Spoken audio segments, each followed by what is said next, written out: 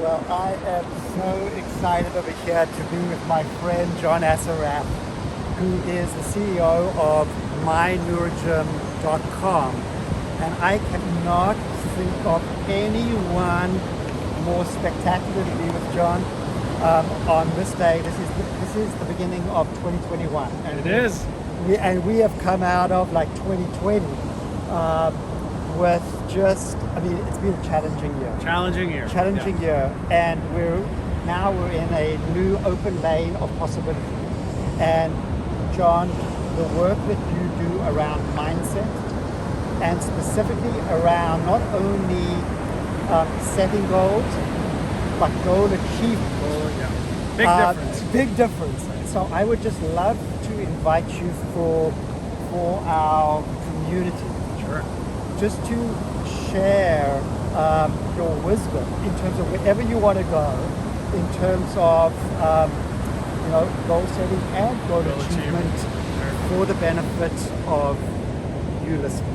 Hey everyone, we thought we would do this outside where we get some fresh air, breathe in a little bit of that. And the surf is epic. Surf is epic. And you all know Danny loves to surf. Yeah. So we thought we'd go for a walk and do this little video. Yeah. And one of the things that I do at the end of every year and the beginning of each year is first I take a little bit of time to reflect, right? And the things that I reflect on were, what were the goals that I had at the beginning of the year in health?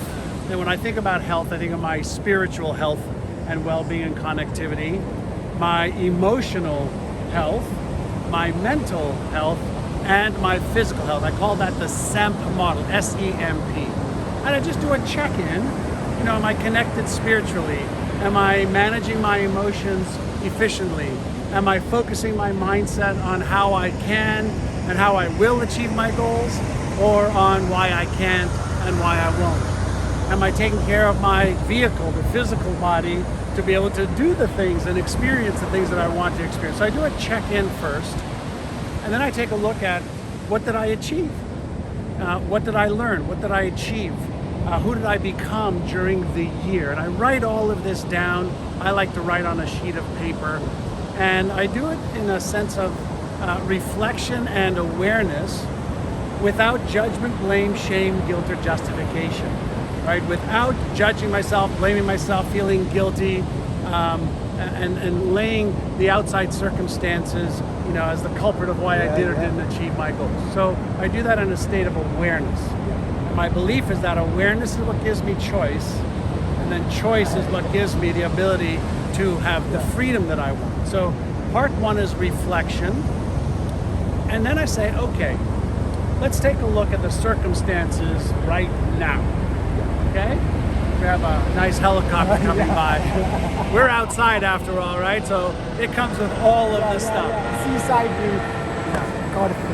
So then I say, okay, it's the beginning of 2021. I look at, a new year, a new me. And I ask myself, based on all of the factors in the world, in my own life, my family, my children, my health, all that stuff, what is it that I want to trade my life for this year? Great question.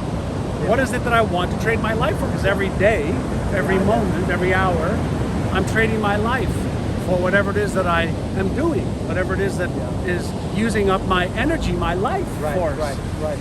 And so again, I go to, what are the things that I want to do for my health? So for example, I'm 59 right now. I'll be 60 in September.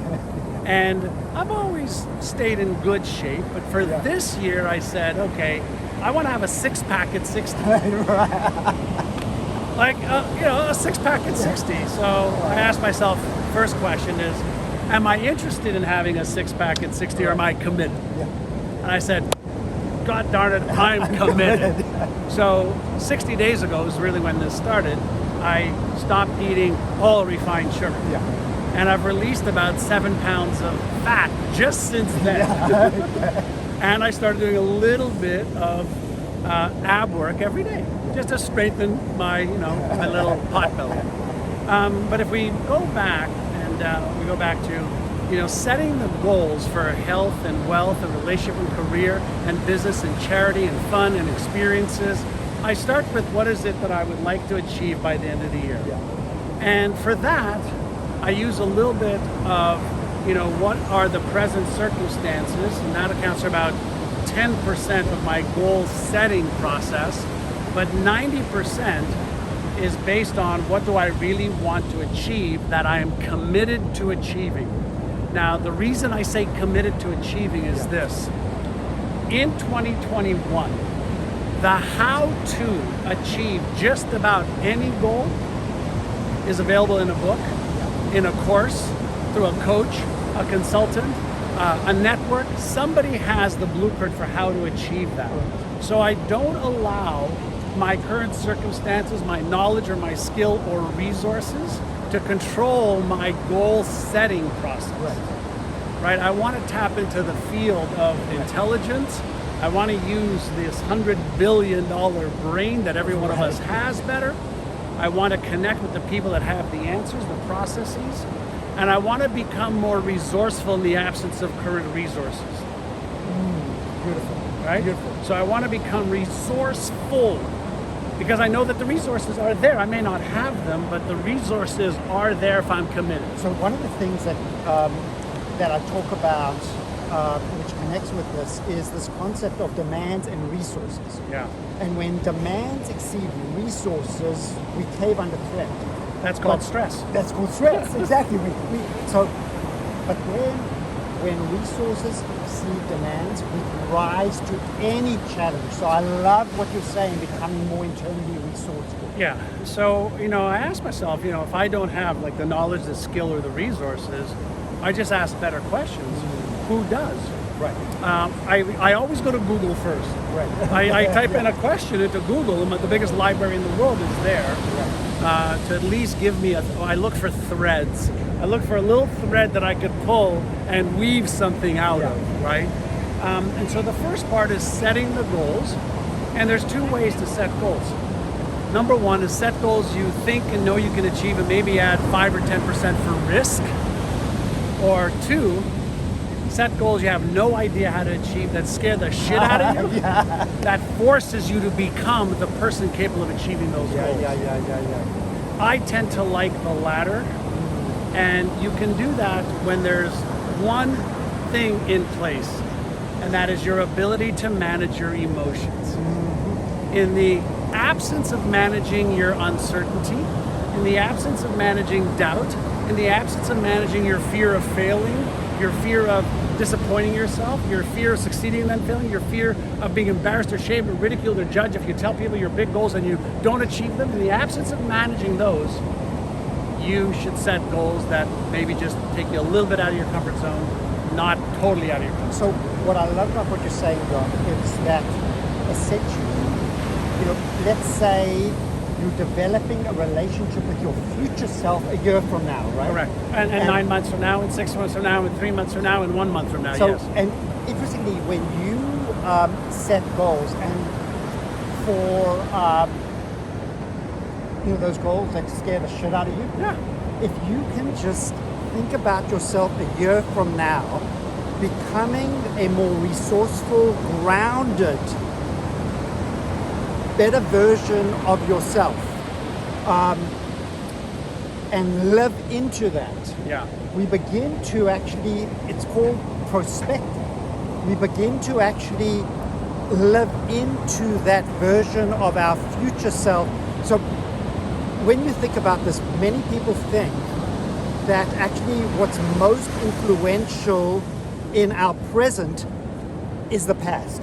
That's right. But actually, what's most influential in our present is the vision of our future self. That's right. Yeah, and that's why I said once you set the vision of your future self, and then you ask yourself, what knowledge do I need? What skills do I need? What resource do I need? Whose help I can garner? How do I become the type of person capable of achieving those goals? And how do I create the environment, both internally and externally, to make those goals probable instead of possible?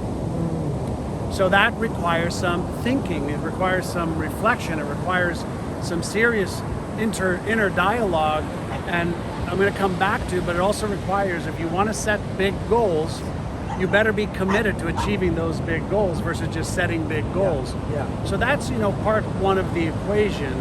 But then the goal achieving process in the equation, and I'll come back to that in just a moment. I just want to touch upon something Danny said, so a little visual came to my mind. I want you to imagine that if we both asked you, can you run a marathon right now, 26.2 miles, most people who are watching would say, I can't run a marathon right now. But what if we said 1 year from today, from the day you're watching this video, we said, we're gonna run a marathon together, okay, 26.2 miles, we're gonna jog it slowly. Now, what happens if today we just went for a 5-minute walk on the beach, and tomorrow 5 minutes, and the next day 5 minutes, and then maybe we did some strength training, maybe we started paying more attention to our diet, maybe we started to get massages, maybe we started paying attention to our sleep. Is it possible that in a month we could walk 30 minutes on the beach?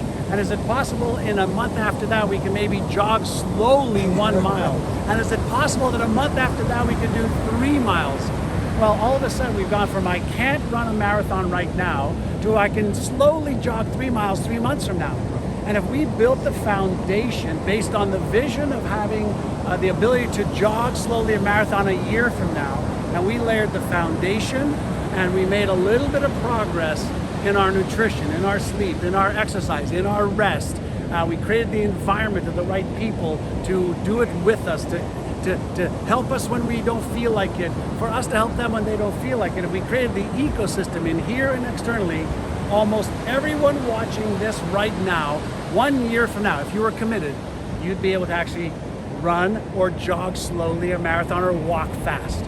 So the other part that I want to come back to is, in addition to setting the goals that you want to achieve, then the next layer is, okay, well, what are the first steps? Like, what could I do today?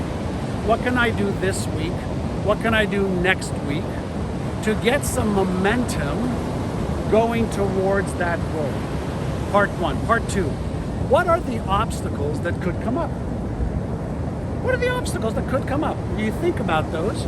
You ask your friends, what are the obstacles that you've maybe had in achieving this goal or that goal?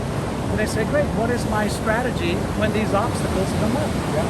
So now I'm gonna have a vision, I'm gonna have some goals, I'm gonna have some action steps to take this week, next week, the week after that. I'm gonna know what obstacles may come in the way, and I'm gonna have some counter strategies to deal with those obstacles. Now we're into really being serious about achieving. Can you give some examples of what obstacles come up and some of the counter strategies? Sure. So, if you have a business, okay, and let's say you have a business, you're a physician, okay, and I was just talking to my physician for our year-end annual, so you're a physician, and you're used to seeing patients in your office, and something crazy like COVID happens. Not that it would, but just in case, COVID-19 happens and businesses are shut down. Well, those who adapted to a telemedicine model maybe didn't do as well as they did before, but at least they had some revenue. They adapted quickly to the circumstance that was at hand. There are actually some doctors I know of that actually did better last year because they went to an online model. So there's some that went out of business, there's some that stayed even, there's some that actually did better. So that entire spectrum is available. So whenever we are faced with a challenge, the question is, am I able to adapt and create some other way of doing this? How can I innovate? So I'm either going to be a victim of the circumstance, or I'm going to say, okay, the circumstance may not be congenial, it may be awful, but what am I going to do about it? So this is the difference between a reactive mindset versus a creative mindset. And responsive, right? And so listen, we're here talking about you. You've got the most crazy predicament that you're in, right? And you can be a victim of it, or you can say, okay, these are the cards I've just been dealt. What can I do about it? And you can either do none of what's possible, some of what's possible, or freaking everything that's possible, right? And I can guarantee you, he's doing everything that's possible. So I want you to ask yourself this question.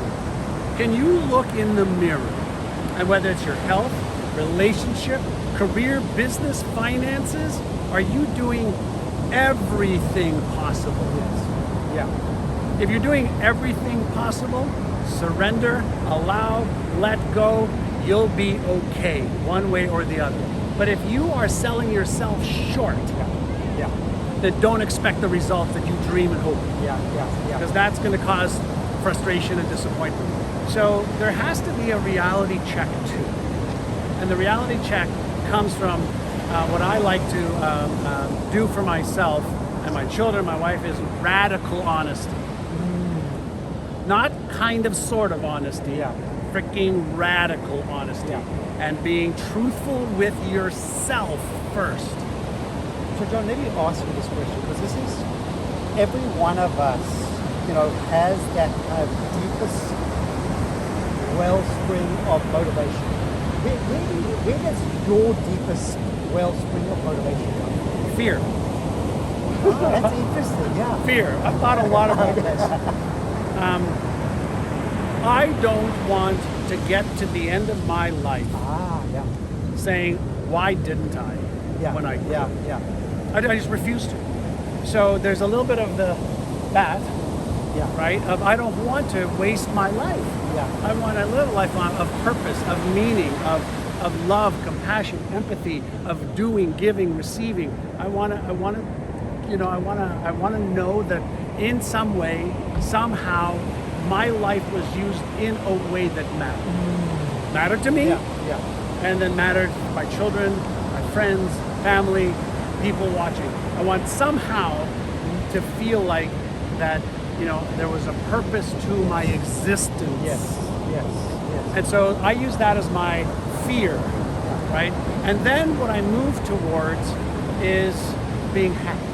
Having experiences that are right now fulfilling and meaningful and rewarding now. So there's a part I'm moving away from. There's part of it that I'm doing for right this moment, and then there's what can I do today that also impacts the next month, the next quarter, the next year, 5 years, 10 years, and maybe when I die beyond my physical existence now. I'm reflecting in terms of how much overlap we have. I know. That's why we are in resonance. Because when I was in these first fights, in the hospital, admitted to the wards, the default brain is a fear-based. It's what is it that I don't want, and that's where your brain's going to go automatically. And there's this shift in finding a generative question, and the question that I asked was, what matters most now? That's right. And actually, when time is running short, and none of us know how long we've got, No idea. it's saying make every moment count. That's right. Make every moment count. This is a moment that counts. This is a moment that counts. And then there's a question, how? And what I'm sensing is, John, is that there are two answers that come, big answers that come. Live intensely loving relationships. And I know you are a love bug, my brother. You have so much love to give. And what you've also expressed now is a related topic, which is living intensely into the meaning and purpose of your work and leaving a legacy with that. Yeah, well, whatever. I'm going to come back to when I was 19 years old. One of my first mentors said to me, don't ask yourself if you're worthy of the goals you want to achieve. Ask yourself if the goals you want to achieve are worthy of your life. Yeah. Whoa. Yeah. My life, that's time, right? Time. Yeah. If Bruce Lee said, if you value life, you'll value time. Yeah. Right? So how much can we love in time, give in time, learn in time, share in time, make a difference in time? Yeah. Right? And so I want to also preface that I don't focus on the fear. Yeah. I'm aware of what I don't want, but I invest 99% of my time focusing on what I do want. So I have this, this relationship where I'm aware of it, okay, and it's really good for a little bit of extra fuel, but the passion of what I do want is what drives the behavior. So this is key, because we cannot go into the resistance of our fear, Right. because that's so deeply wired into our primal circuitry. That's exactly right. So ultimately, we can actually pay attention and use that well, while we nest that in something larger. And ultimately, what we're doing is, when we're engaging in cultivating self-compassion, when we're engaging in the practices of mindfulness and of mindful awareness, we're actually building that brain's capacity. It's ultimately what your entire business is invested in, because we don't need any more training in reactivity. What's wired in? It's wired in there. So ultimately, what we're doing is cultivating capacity, internal resources to elevate. And so if we come full circle to 2021, let's start with awareness of where you're at. Let's get clear on what worked and what didn't in 2020 and why. And let's use those as guidance counselors, as lessons. And then let's start to focus forward on having this discussion a year from now, and you looking back and going, oh my God, look at what I achieved in health and wealth and relationships and career and business and charity and fun and experiences. And then just to give you one last little piece here is take a few moments to reflect on why must you achieve these goals that you're about to set. Don't set goals that you want to achieve. Set goals that you must achieve, because we will only rise to our level of our must, not to the level of our want. Okay, beautiful, John. So, John, in closing, first of all, I want to thank you for the work that you do and the gift that you are to the world. And we're going to be putting some resources down. Sure. Is there any resources that you want to just mention off the bat as we close? So let us think about some resources. We'll make sure there's a link below to some free stuff that I think you'll be able to use in 2021 and beyond. Thank you, my brother. All right. COVID friendly hug. We can COVID safe. We're outside. All right. Lots of love to you.